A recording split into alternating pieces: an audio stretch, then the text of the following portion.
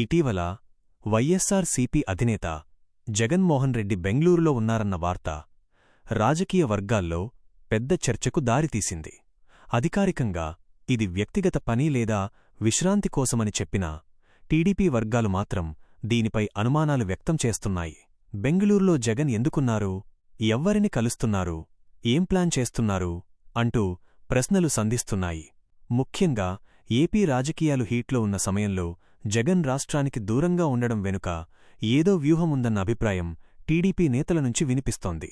TDP వర్గాల ప్రకారం ఇది సాధారణ పర్యటన కాదని, రాబోయే రాజకీయ పరిణామాలకు సంబంధించిన చర్చలే ప్రధాన ఉద్దేశమని వారు అనుమానిస్తున్నారు. కొన్ని జాతీయ స్థాయి నేతలతో భేటీలు, భవిష్యత్ రాజకీయ అలయన్సులపై చర్చలు జరుగుతున్నాయన్న ఊహాగానాలు సోషల్ మీడియాలో వైరల్ అవుతున్నాయి.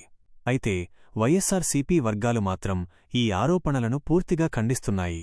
ప్రతి వ్యక్తికి వ్యక్తిగత జీవితం ఉంటుంది, ప్రతి పర్యటనకు రాజకీయ అర్థాలు వెతకడం సరైంది కాదు అని వారు స్పష్టం చేస్తున్నారు. ఇదిలా ఉండగా జగన్ బెంగళూరులో ఉండటాన్ని టీడీపీ రాజకీయంగా వాడుకుంటోందన్న విమర్శలు కూడా వినిపిస్తున్నాయి. ప్రజా సమస్యలపై దృష్టి పెట్టకుండా వ్యక్తిగత పర్యటనలను వివాదంగా మార్చడం సరికాదని వైసీపీ నేతలు అంటున్నారు. మరోవైపు టీడీపీ మాత్రం ప్రజలకు సమాధానం చెప్పాల్సిన బాధ్యత నాయకులపై ఉంటుంది అంటూ తమ వాదనను కొనసాగిస్తోంది.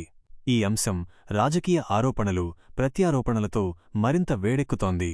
మొత్తానికి బెంగళూరులో జగన్ ఏం చేస్తున్నారు అన్న ప్రశ్న ఇప్పుడు రాజకీయ చర్చకు కేంద్రబిందువుగా మారింది.